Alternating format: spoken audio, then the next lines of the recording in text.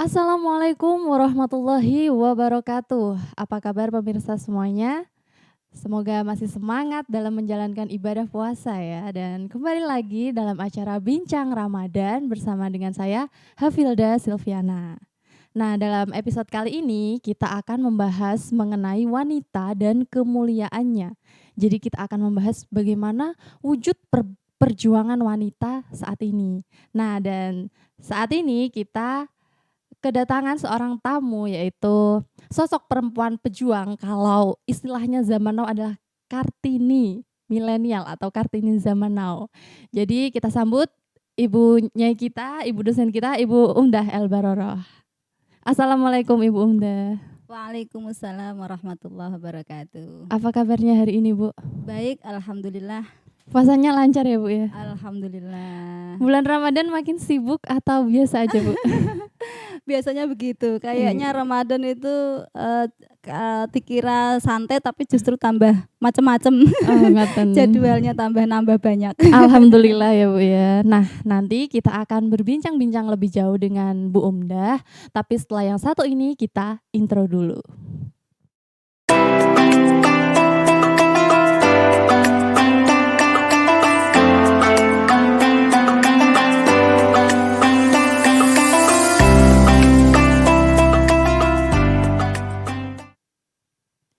Masih dalam acara Bincang Ramadan. Jadi, kali ini kita akan membahas mengenai wanita dan kemuliaannya. Dan langsung saja saya ingin bertanya beberapa hal dengan jenengan ya Bu ya, mengenai wujud perjuangan wanita atau perempuan, lebih enaknya seperti itu.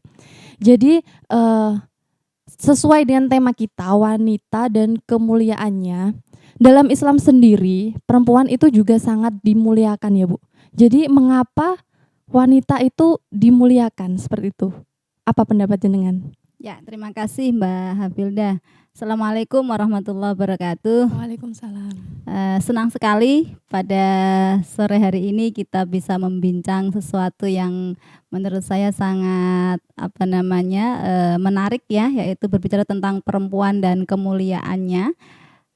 Dan ini masih dalam semangat Ramadan, di mana kita kemarin juga baru saja memperingati Hari Nuzul Quran, sekaligus juga Hari Kartini ya, di bulan April ini luar biasa. Nah, ketika kita berbicara tentang kemuliaan perempuan, maka kita nggak bisa melepaskan dari peran Islam yang luar biasa di dalam menghargai perempuan. Nah, ini yang menarik. Ketika kita menengok sejarah turunnya Islam itu atau turunnya Al-Quran, itu justru membawa semangat pembebasan terhadap perempuan. Nah, kalau dulu perempuan itu dijadikan sebagai barang yang tidak berharga, bukan manusia, bahkan diperlakukan seperti barang, keberadaannya itu memalukan bagi masyarakat, sehingga yang terjadi adalah penguburan hidup-hidup ya terhadap bayi perempuan. Itu dipraktekkan di masyarakat jahiliyah saat itu. Tiba-tiba Islam dengan semangat dan pesan tauhidnya yang mengajarkan keesaan kepada Allah, itu sekaligus berarti menafikan segala apapun selain Allah. Nah, disitulah kemudian berarti yang selain Allah itu adalah makhluk. Kalau makhluk berarti semuanya adalah sama, laki-laki maupun perempuan. Karena itu tidak ada bedanya perempuan dan laki-laki. Kalau laki-laki itu mulia di sisi Allah, maka perempuan juga mulia di sisi Allah ya. Dan Allah juga memang sudah menegaskan di dalam ayat Al-Quran bahwa manusia ini sudah dimuliakan oleh Allah. Walaqad karramna bani Adama. Allah telah memuliakan anak turunnya Nabi Adam, yaitu manusia laki-laki dan perempuan. Dan disitulah Islam itu seperti memberikan penegasan bahwa apa yang dipraktekkan pada masa itu adalah bukan kebenaran, tetapi ini harus dihilangkan, dihapuskan dari tradisi di masyarakat kita. Mungkin seperti itu ya Mbak ya. Jadi kita harus mengingat kembali betapa luar biasanya Islam dan Al-Qur'an ketika membawa semangat tauhid itu untuk memuliakan dan membebaskan perempuan ya. Perempuan. Jadi memunculkan kesetaraan antara laki-laki Iya, dan perempuan seperti itu ya Bu. betul. Tapi pada realitanya masih banyak perbedaan gitu Bu, antara laki-laki dan perempuan itu masih sering dibeda-bedakan. Ya. Jenengan itu setuju tidak kalau kesetaraan itu tidak sama, bukan berarti sama, kesetaraan itu bukan berarti sama? Ya, betul sekali. Memang dari sananya laki-laki dan perempuan berbeda ya. Nggih. Dari secara biologisnya, postur tubuhnya tidak mungkin sama ya. Yang laki-laki ini masnya ganteng gitu, yang perempuan cantik tidak mungkin disamakan ya. Tetapi perbedaan ini itu dengan semangat tauhid itu kemudian menjadikan kita tidak boleh membeda-bedakan. Perbedaan memang kita akui tidak mungkin sama, tetapi dengan perbedaan bukan berarti kita harus membeda-bedakan gara-gara perbedaan itu. Tetapi perbedaan ini kita jadikan sebagai warna yang semakin memperindah ciptaan Tuhan di bumi ya kan begitu. Nah, karena itu maka Allah di dalam Al-Qur'an kan mengatakan bahwa inna akramakum indallahi atqakum.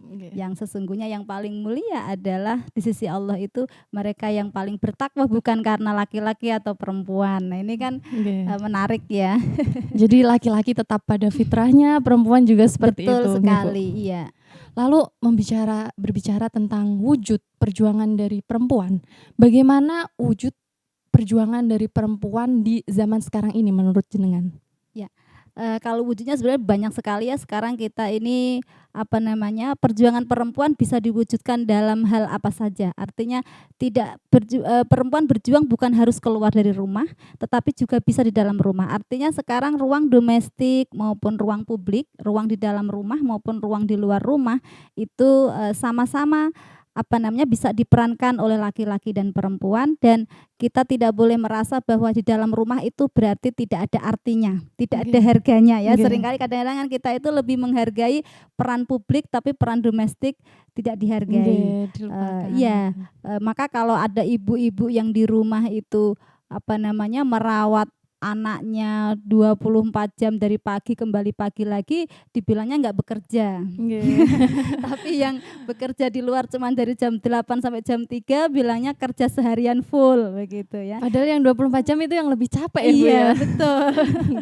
Nah, ini menunjukkan penghargaan kita masih sering membeda-bedakan kan di situ. Nah, sekarang wujud perjuangan itu dimulai dari bagaimana kita bisa menghargai baik ruang domestik maupun ruang publik, bahwa perempuan di dalam domestik juga bisa melakukan perjuangan, melakukan peran-perannya yang sangat berarti, karena peran di dalam rumah tangga mendampingi anak misalnya ya, menyiapkan kebutuhan keluarga itu adalah tidak kalah mulianya. Meskipun itu sebenarnya bukan kewajiban ya, itu bukan kewajiban, tetapi ini di dalam keluarga itu pembagian peran. Kalau berbicara kewajiban, justru kewajiban di dalam hal-hal yang berkaitan rumah tangga itu kewajiban laki-laki ya. Cuman kadang-kadang kita malah salah memahami sehingga yang ini dianggap kewajiban perempuan, yang laki-laki kewajibannya di luar hanya mencari nafkah misalnya ya. Sebenarnya tidak seperti itu, justru tetapi kadang-kadang kita di dalam menjalani dunia rumah tangga itu kan tidak bisa hanya berpaku mana yang wajib dan tidak wajib. Kalau hanya melakukan yang wajib itu kan berarti kita tidak punya keutamaan ya. Yang wajib itu nggak ada keutamaannya. Justru yang keutamaan adalah setelah wajib melakukan sunnahnya kan begitu. Nah, di dalam melakukan sunnahnya inilah kita nanti bisa berbagi antara laki-laki dan perempuan. Dari situ perjuangan bisa dimulai. Kita mendidik anak itu karena ibu adalah al-madrasatul ula bagi anak-anaknya, maka ibu mendidik itu adalah juga perjuangan yang mulia. Kalau dia bisa mendidik di publik, misalnya menjadi seorang guru, itu juga perjuangan yang mulia. Dia berperan sebagai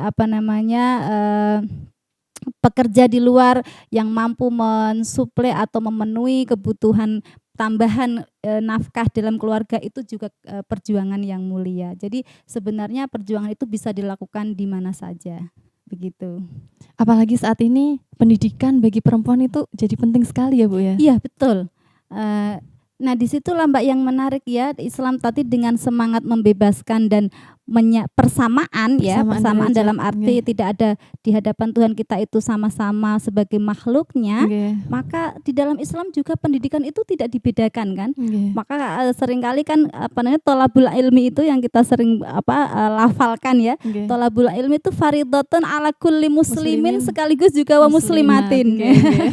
Nah ini kan bahwa perempuan tidak kemudian tidak boleh sekolah, sama-sama, mereka berhak untuk mendapatkan pendidikan karena di dalam, apa namanya, melakukan perannya sebagai seorang ibu misalnya ya, itu juga butuh modal pendidikan yang baik. Nggih, Bagaimana ibu bisa mendidik anaknya yang baik kalau tidak punya pendidikan yang baik, baik, ya kan? nggih.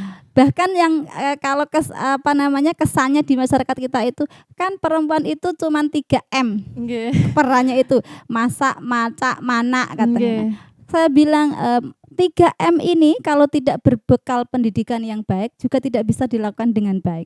Masak saja nggih itu kalau nggak punya pendidikan yang baik, masaknya pasti beda, nggih ya nggak? Cuman menyiapkan menu, kalau orang berpendidikan bisa menyiapkan menunya sama-sama tempe, tapi nggih, dia bisa diolah menjadi yang lebih berbeda-beda, nggih berkualitas, penyajiannya lebih nggih menarik, ya kan? Masak juga sama ya kan, masak itu kalau kita nggak punya pendidikan yang baik, bisa jadi masaknya menjadi norak nggih misalnya, kan pakai baju nggak bisa nggih. menselaraskan, tidak punya nilai estetika dan seterusnya. Jadi semua pendidikan itu menjadi penting dalam semua bidang ya, tidak harus berarti pendidikan itu harus menjadi guru. Guru itu bisa dalam makna yang sangat luas gitu. Jadi perempuan harus tetap mengikuti perkembangan zaman ngoten nggih, Bu. Betul sekali, ya. Tapi, seringkali banyak sekali perempuan yang, gimana ya, tidak sadar kayak pasrah gitu loh.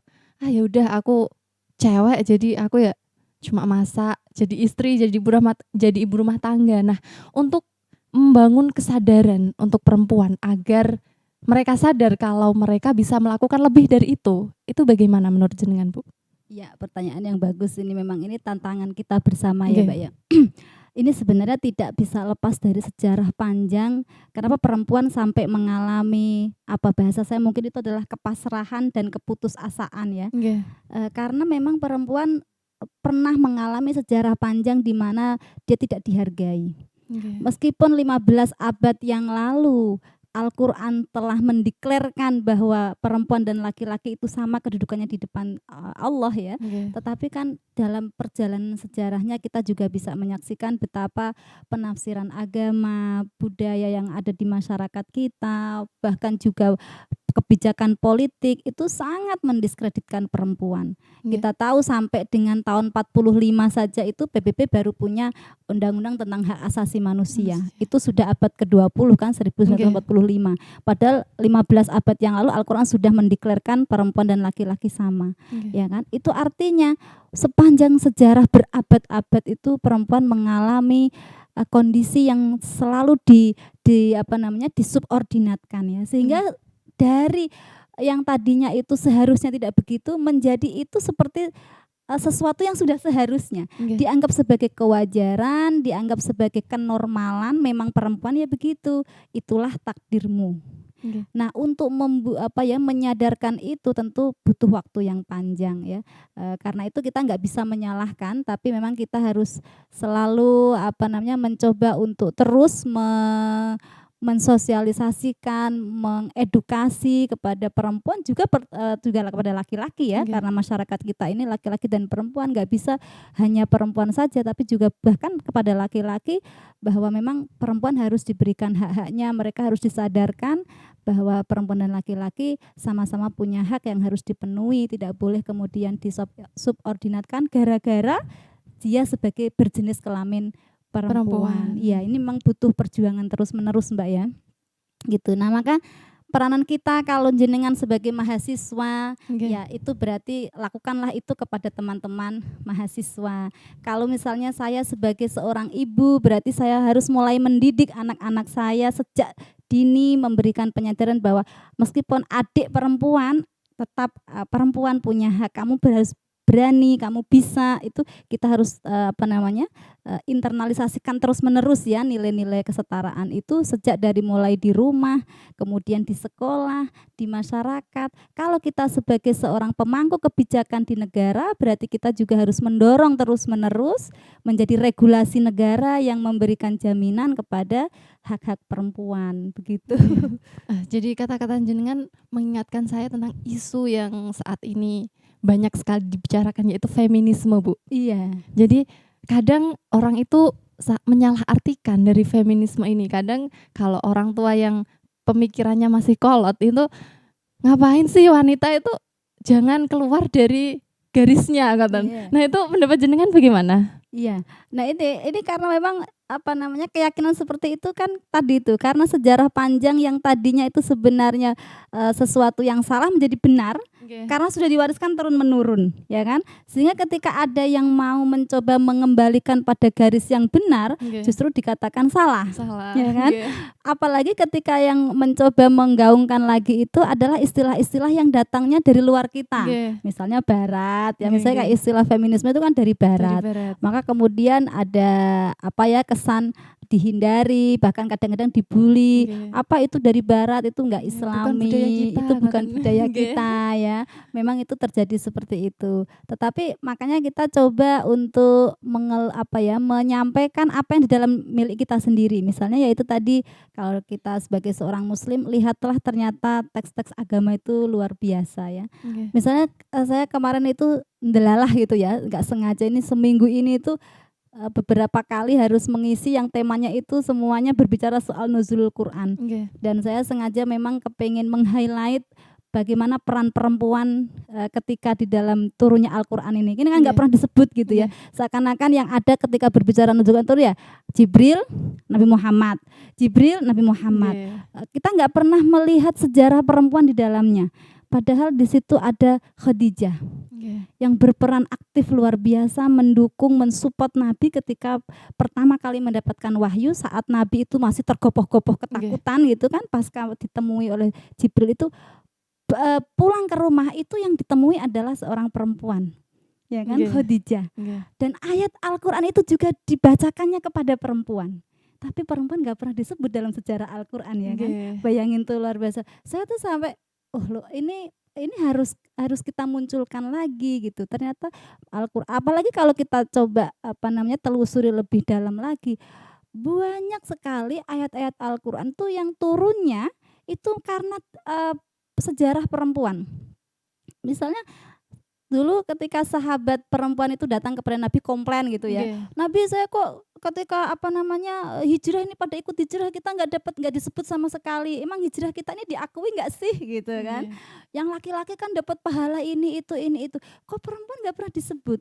Lalu turun ayat tuh. Bayangin ya, dari dialog Nabi dengan perempuan tiba-tiba turun ayat fastajabalahum rabbuhum annila udhi'u amala amilim minkum min dzakarin wa untha. Langsung disebut tuh. Ini kan luar biasa ya. Yang kayak gini-gini kita nggak pernah menyadari. Ada juga yang ceritanya Haulah binti Tha'labah itu, yang dia lagi berantem dengan suaminya. Mengadu kepada Nabi. Ya, karena dulu itu istilahnya dizihar gitu ya. Kalau dizihar kan kemudian Anda seperti orang bercerai. Kata Nabi, nggak boleh, kamu sudah nggak boleh berhubungan dengan suamimu karena sudah dizihar gitu. Tapi Haula ini masih cinta pada suaminya, nggak terima, kepingin balikan lagi lah gitu. Kalau orang berantem tuh kan kadang-kadang kalau sudah selesai pengen balikan lagi, tapi nggak boleh sama Nabi, nggak terima. Saya masih kepingin berdua sama suami saya lagi, kepingin akur lagi gitu. Dan suaminya juga sudah mau diajak akur. Tapi Nabi nggak memperbolehkan. Dia lalu berdoa, nggak terima dengan jawaban Nabi. Ya Allah, berikan saya jawaban yang lebih solutif kalau bahasanya sekarang ya. Turunkan ayat supaya Nabi itu mau berjawaban saya yang benar-benar bisa ngedem-ngedem permasalahan saya. Turun tuh ayat Al-Mujadalah, surat Al-Mujadilah itu. Luar biasa, kemudian berbicara menjelaskan bahwa laki-laki yang menzihar istrinya, maka kalau dia itu mau kembali lagi harus membayar kafarat. Artinya ada pintu solusi yang direspon gitu. Dan masih banyak lagi Mbak cerita-cerita itu. Belum lagi isu-isu perempuan ya, misalnya persoalan hak reproduksi. Nggih. Itu fungsi-fungsi reproduksi perempuan itu dulu kan dianggap tabu ya. Orang ngomong menstruasi di depan publik itu kan tabu gitu. Nggih. Tapi Quran ngomong tuh secara tegas, ayatnya langsung jelas ya, yas'alunaka 'anil mahid qul huwa adza. Masa ayat Al-Qur'an kok ngomongnya menstruasi gitu ya. Kalau Nggih. kita kayaknya kok kotor Nggih. gitu. Al-Qur'an justru berbicara. Al-Qur'an berbicara soal kehamilan perempuan.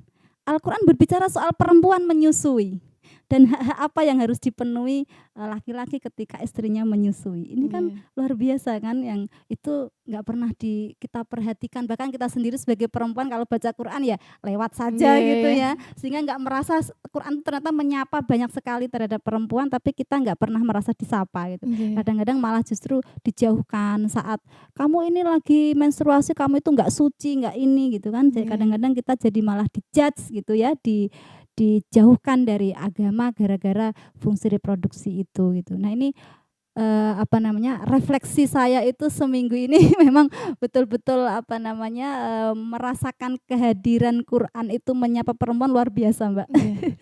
Begitu, Mbak Hafilda. Jadi kita juga sebagai perempuan harus menyadari kalau kita spesial gitu ya, Bu? Iya, betul itu. Nggih. Jadi jangan merasa diri kita ini berbeda lalu merasa diri kita tidak percaya diri Nggih. ya, tapi justru Allah saja menghargai kita, kenapa kita tidak merasa berharga? Nggih. Nabi itu betapa sayangnya kepada perempuan, bahkan Nabi itu sampai mendeklar, meskipun memukul itu diperbolehkan, tapi saya tidak pernah memukul sama sekali selama hidupnya Nabi itu, kepada Nggih. istrinya maupun kepada budak-budaknya ya, yang dimiliki oleh Nabi itu. Ini kan luar biasa gitu. Jadi bagaimana perlakuan Nabi terhadap perempuan itu juga kalau kita baca dalam hadis-hadis itu banyak sekali gitu, yang lepas dari perhatian kita sehari-hari gitu Nggih. ya. Lalu bagaimana, menurut jenengan untuk mengapresiasi perjuangan perempuan di zaman sekarang ini, Bu? Iya, oke, soal apresiasi ya, menurut saya begini, ketika kita hendak mengapresiasi perempuan sebenarnya adalah dengan memberikan kesempatan dan memberikan, pengakuan. Ya, apapun yang dilakukan oleh perempuan itu adalah ada, begitu. Nggih. Karena ini masih dalam masyarakat kita kadang-kadang itu secara tidak sadar, Mbak, ya, apa yang dilakukan perempuan itu seringkali dianggap tidak ada. Ya contoh yang paling kecil seperti itu, apa yang dilakukan oleh ibu kita di rumah itu dianggap dinafikan. Gitu. Nggih. Ibu kita yang kalau bangun itu jam 4, jam 3 itu sudah ngerebus air, ya bersih-bersih, nyiapin, itu dianggapnya tidak ada. Itu dianggapnya sesuatu yang remeh begitu. Nggih. Tapi apa yang dilakukan oleh ayah misalnya ketika keluar rumah itu menghasilkan sesuatu dianggapnya itu lebih berharga yang luar biasa. Nah ini berarti menunjukkan bahwa kita belum bisa mengapresiasi apa yang dilakukan oleh perempuan. Misalnya lagi di dalam pendidikan ya, apa yang dilakukan oleh para ibu-ibu guru di dalam mendidik anak-anak kita itu juga luar biasa, itu harus diakui. Karena seringkali kan kita ini penghargaan terhadap guru itu juga seringkali sangat bias. Misalnya tanpa kesadaran kita ya, bawah sadar kita itu seakan-akan membentuk. Kalau jenengan ketemu dosen itu hormatnya tinggi, Nggih. ya kan? Tapi coba kalau ketemu guru TK, Nggih. ya kan? Ini seringkali kita menjadi abai. Oh, itu guru TK nggak berharga. Udah Dan lupa. rata-rata guru TK adalah perempuan. Nggih. Ya ini menunjukkan bahwa kita masih bias di situ itu. Padahal seharusnya justru anak-anak kita bisa tumbuh menjadi anak-anak yang dewasa, yang punya skill yang bermacam-macam, pendidikan, punya istilahnya kemampuan untuk maju di dalam sekolahnya, itu juga nggak lepas dari Peran guru guru yang TK nih, paling Bu. dasar Nggih. TK, ibunya ya itu luar Nggih. biasa gitu. Maka disitulah mari kita lihat apapun memang karena kadang-kadang yang dilakukan perempuan itu adalah sesuatu yang kecil, Mbak. Nggih. Tetapi yang kecil itu sangat bermakna untuk membuat manusia itu menjadi besar, ya kan? Ibu itu kan kayaknya nggak dianggap karena yang dilakukan ibu itu kecil-kecil. Misalnya apa, ibu itu dari mulai melahirkan tuh ya, menyusui, menyuapi itu kan karena kan kecil-kecil. Nggih. Coba bayangkan kalau tidak ada ibu, bagaimana jiwa anak itu, betapa kosongnya seorang anak ketika tidak ada dampingan seorang ibu. Nggih. Ya, tentu saja juga sama, tidak ada dampingan orang bapak juga sama ya. Artinya disitulah maka kita harus sama-sama menghargai peran bahwa laki-laki dan perempuan memang harus saling mengisi begitu. Nggih. Tidak cukup hanya menghargai laki-laki saja meninggalkan perempuan, atau sebaliknya menghargai perempuan tapi melupakan laki-laki. Laki-laki. Nah, disitulah kita berbicara soal kesetaraan itu adalah saling mengisi, saling melengkapi kan begitu ya. Nggih. Jadi intinya adalah kesalingan Nggih. gitu. Bukan ingin mendominasi, tidak. Nggih. Kalau mendominasi maka yang terjadi adalah penindasan lagi. Nggih. Kalau dulu perempuan ditindas, sekarang dibebaskan lalu menindas lagi, maka tidak akan terjadi yang namanya keadilan, Nggih. kesalingan Nggih. begitu. Nah, ini sangat menarik sekali ya pemirsa. Jadi kita masih akan berbincang lanjut dengan Bu Umdah, tapi setelah yang satu ini tetap di Bincang Ramadan. Assalamualaikum, Waalaikumsalam. Mbak Nadila ya? Iya. Yang di IPMAFA TV itu? Iya. Aku mau kuliah di IPMAFA dong, Mbak. Cara daftarnya gimana ya? Oh, mau daftar di IPMAFA? Caranya mudah kok. Kamu bisa daftar via online. Caranya, cukup klik web info.pmb.ipmafa.ac.id, klik pendaftaran dan isi formnya. Setelah itu, upload semua berkas kamu dan kamu bisa langsung ikut ujian online. Lalu, tunggu aja deh pengumumannya. Ada penjelasan yang lebih mudah nggak? Tentu saja. Ada 3 langkah untuk pendaftaran secara online. Langkah yang pertama, buka web info.pmb.ipmafa.ac.id, klik pendaftaran dan isi formnya. Langkah kedua, upload berkas persyaratan yang meliputi scan ijazah, scan KTP, scan pas foto background merah, dan bukti transfer. Kemudian, admin PMB akan segera menghubungi dan mengirimkan link ujian. Langkah yang terakhir, tunggu pengumumannya. Selanjutnya, aku bakal jelasin nih tata cara pendaftaran secara offline. Caranya gampang banget. Kamu bisa langsung datang ke kantor TU Institut. Setelah itu, scan kode QR yang tersedia, isi formulirnya, dan serahkan berkasnya. Setelah itu, tunggu aja, admin akan segera menghubungi kamu. Jangan lupa ya, tetap patuhi protokol kesehatan yang berlaku di kampus IPMAFA. Nah, itu tadi tata cara mendaftar di IPMAFA. Yuk gabung di IPMAFA, kuliah yes, ngaji oke.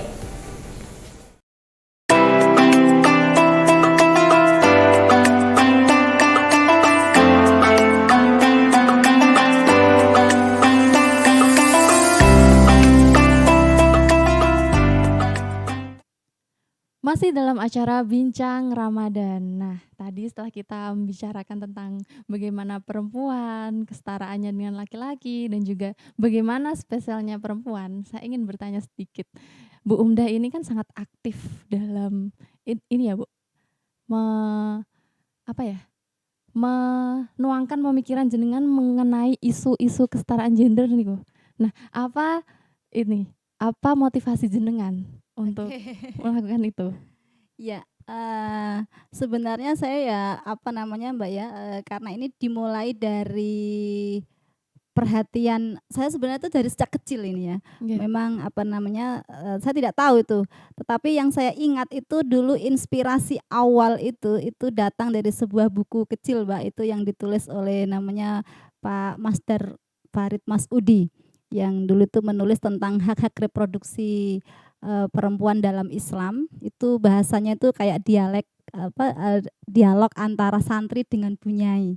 Memang Oke. saya tuh sejak dulu sering bertanya-tanya, kenapa kok, karena kebetulan saya itu hidup di lingkungan yang agak strict ya, Nggih. dengan dunia pesantren itu nggak boleh ini, nggak boleh itu. Sering ketika saat itu tuh bertanya-tanya, kenapa saya nggak Kenapa boleh, ini? yang ini saudara saya boleh, kenapa saya nggak. Jadi muncul dari situ, Nggih, akhirnya nggih. seperti mencari tahu begitu, tiba-tiba membaca buku itu yang menjelaskan tentang sebenarnya itu dialog yang menampilkan pola relasi antara santri perempuan dengan santri laki-laki dan juga ya lingkungan pesantren begitulah. Nggih. Itu seperti memberikan support bagi saya. Oh, ternyata begini toh gitu. Jadi Nggih. dari situ kemudian saat saya kuliah banyak ketemu dengan wacana-wacana di kampus, kemudian saya merasa bahwa oh ini yang dulu saya banyak pertanyakan gitu. Terus ya akhirnya karena kemudian saya banyak membaca, kemudian juga dengan bersama teman-teman itu membuat saya kayak forum diskusi begitu, Oke. yang khusus kajian tentang soal isu-isu perempuan, Oke. namanya dulu itu Seroja gitu. Nah itu Itu di lingkup apa itu, Bu? di perguruan tinggi waktu di Oh, UIN oke. Jakarta itu saya bersama teman-teman lintas fakultas, lintas jurusan gitu, bikin namanya Seroja, itu forum diskusi gitu tentang Oke. isu-isu perempuan. Kemudian saya di situ banyak menemukan fakta-fakta yang luar biasa. Ternyata memang selama ini perempuan-perempuan di lingkungan kita itu baik melalui budaya, kemudian tafsir agama ya, hukum yang sangat bias terhadap perempuan, belum lagi ditambah kebijakan negara juga yang sangat bias, sehingga banyak sekali yang harus mereka tidak tahu akan hak-haknya, kemudian harus terpasung dan mengalami nasib yang luar biasa. Dari situ saya kemudian karena saya sudah membaca dan merasa tahu dengan wacana-wacana itu, saya merasa terpanggil. Oke. Ini harus saya lakukan perubahan dari mulai yang paling kecil adalah diri saya sendiri, kemudian orang-orang yang terdekat saya, keluarga dan lingkungan masyarakat. Maka dari situ ya seperti sudah sampai di bawah alam sadar begitu ya. Oke. Dimanapun saya itu menjejakkan kaki, maka saya seperti sudah mengiktikadkan diri bahwa hidup saya adalah untuk memperjuangkan mereka-mereka yang tertindas, yang Oke. itu salah satunya adalah perempuan. Oke. Begitu itu sudah nggak bisa nggak bisa dibohongi begitu. Jadi saya meskipun ngajar itu tidak ngomong soal isu perempuan pun tiba-tiba ya akan lari ke situ. Oke. Ketika mengajar misalnya di pesantren itu ngajar fikih, kemudian saya juga akan mengajak anak-anak untuk berpikir ke arah situ, untuk membuka kesadaran mereka. Bahkan ketika di sekolah, anak-anak sekolah itu yang seringkali juga tidak tahu hak-hak mereka, yang kadang-kadang mendapatkan pelecehan seksual secara terselubung oleh orang-orang dewasa di sekitarnya, bisa guru, bisa sesama teman, bisa juga para tenaga pendidikan di sekolah itu. Kemudian saya terpanggil untuk melakukan penyadaran-penyadaran itu dengan strategi-strategi, dengan cara saya yang sesuai dengan lingkungan ya maksudnya gitu. Itu tanpa saya sadari begitu Mbak ya, karena memang merasa ada panggilan ini sesuatu yang salah tetapi tidak banyak orang yang tahu, maka ketika saya tahu berarti kewajiban saya adalah memberitahu dengan cara saya dan kemampuan yang saya miliki begitu. Itu yang mungkin motivasi saya seperti itu, sehingga ketika saya membangun keluarga juga sama, saya ingin selalu mendialogkan bagaimana membangun relasi saya dengan suami itu yang betul-betul bisa belajar untuk saling kesalingan terus-menerus begitu. Tentu ini bukan hal yang mudah ya, pasti ada gelombang naik turun, kadang ada gesekan, kadang ada tatapan, itu biasa, bukan sesuatu. Jadi jangan bayangkan bahwa berbicara soal kesalingan tuh selalu mulus, indah begitu, tidak. Tapi butuh perjuangan, butuh keyakinan, butuh keistiqomahan itu yang penting di situ. Jadi apa pesan-pesan dari Bu Umdah untuk para perempuan-perempuan di luar sana agar tetap mau memperjuangkan dirinya seperti itu, Bu? Iya, saya sederhana saja, ketika jenengan menjadi perempuan maka tidak usah merasa bahwa diri kita ini adalah orang atau manusia yang terpinggirkan, tapi Anda adalah manusia, bisa melakukan apa saja, hak-hak kita dijamin oleh agama, juga sekarang justru negara juga sudah sangat memberi jaminan yang luar biasa. Maka lakukan apapun yang Anda suka dengan sepenuh hati, insya Allah itu akan berharga buat perempuan, diri dengan sendiri sebagai seorang perempuan maupun perempuan-perempuan lain di dunia ini. Apapun bentuknya, lakukan dengan sepenuh hati, jangan merasa itu adalah pekerjaan yang tidak berarti. Jadi insecure saat ini nggak boleh ya Bu ya, buat wanita ya. Betul. Nah, sayang sekali waktu kita, perbincangan kita harus selesai sampai di sini ya Bu. Terima kasih atas kedatangan Bu Umdah di sini. Terima kasih banyak atas sharing-sharing ilmunya. Dan terima kasih buat teman-teman yang sudah menonton. Dan kami cukupkan sekian dari saya. Mohon maaf apabila ada kesalahan. Saya pamit undur diri. Wassalamualaikum warahmatullahi wabarakatuh. Sampai jumpa di Bincang Ramadan selanjutnya.